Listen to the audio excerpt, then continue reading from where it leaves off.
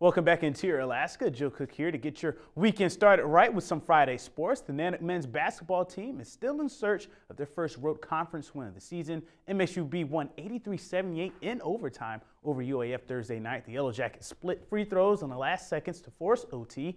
They won on a 16-9 run in overtime to win it. Jace Anderson scored a game-high 27 points for the Yellow Jackets. Ashton Edwards led the Nooks with 22 points, while Almir Hadjisevich scored a season-high 20 points in the loss.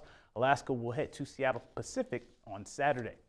The first day of the third annual Joe T. Classic featured one of the best games of the high school basketball season, and it's only January. Here's more. We start the Joe T. Classic recap with a classic, West Valley versus Monroe. Fourth quarter action here as Daniel Hornbuckle scores 3 of his team-high 29 points on this and one play to stop a late Rams run, but the Rams would not go away. Jalen McCullough's 3 tied the game at 64 all with 30 seconds left. In crunch time, West Valley's Tyrell Peterson goes Dr. J on us with the under-the-rim reverse scoop shot.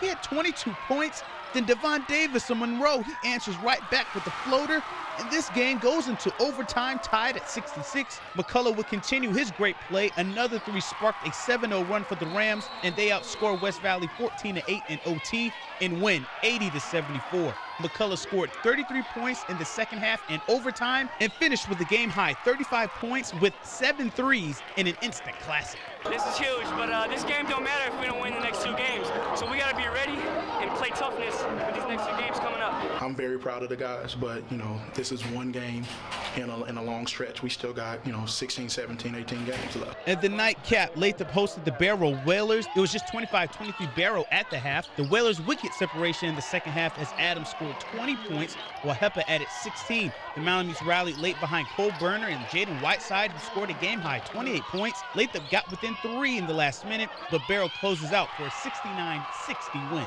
The Lathrop girls went up against the top-ranked 3A Barrow Whalers and used a key 14-4 run in the third quarter to get enough cushion and close out for a 52-47 win. Rose Mangoyak had 17 points to lead Barrow, while Lathrop's Jana Hadukovic finished with a game-high 18 points. We really came together as a team, I think, and instead of playing just as individual players, we played as a team.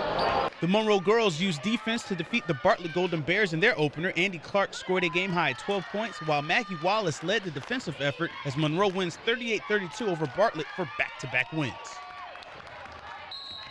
Those weren't the only games in town in the interior on Thursday night. The Hutchinson Hawks and Valdez Buccaneers met in an Aurora Conference clash. The Hutch boys were just on another level last night, winning 79-39. Mike Benson, he scored a game-high 20 points, while Xavier Udebe, he added 15 in the win, huge conference win for the boys. In the girls' game, Marion Walmsley, the recent UAF commit, was in action in the Alaska women's basketball team. They were there to see her play in person for the first time. Walmsley had 16 points and 12 rebounds as Valdez wins 51-31. Ashley Stark, she had a game-high 18 points for Hutch, but a big blow to the Hutchinson team as Taylor Hastings, she suffered an ACL injury in the loss to Valdez. And in high school hockey Thursday night, the West Valley Wolfpack, they scored a lot. They faced off against Juneau, looking to extend their win streak, already up 2-0 in the first period. The Wolfpack would add to that lead. They scored 4 goals in the opening frame. They would keep a heavy foot on the gas pedal in the second period with another 4 goals. Caleb Moritz led all skaters with 4 points, 3 assists, and a goal. Logan Arpino followed up with 2 goals and a helper. Zach Saveride and Richie Stickle both scored twice. Keel Simon gets a 7-save shutout. West Valley blows out Juneau 9-0. The Wolfpack are now 8-4 overall, and they've won 4 straight games. The Delta Junction Huskies are quietly leading the Greatland Hockey Conference after Thursday night's 9-2 win over the Houston Hawks. Delta never trailed, and they broke the second tie of the game with 7 unanswered goals. They are now 4-0 in the Greatland Conference.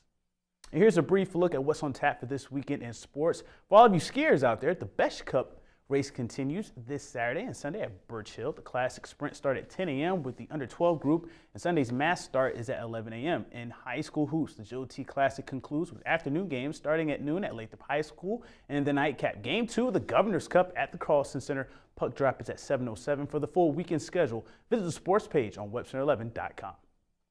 And we end the Friday Sportscast with this week's Play of the Week. After a lot of input from you, the viewer, this week's Play of the Week comes from Jalen McCullough and Mike Cluting of the Monroe Rams. Jalen's look-away pass to Cluting for the finish against Ketchikan last week in the Mount McKinley. Bank Classic won by just 3 votes. Andy Clark's buzzer beater and Zach Savarite's game-winning goal both received double-digit votes. So we thank you for your input. To pick the next play of the week, watch for the I-5 Interior Top 5 plays on Mondays during the weekend recap. And that'll do it for sports tonight. Mike Schultz is next with your full weather forecast, and we'll catch you next time.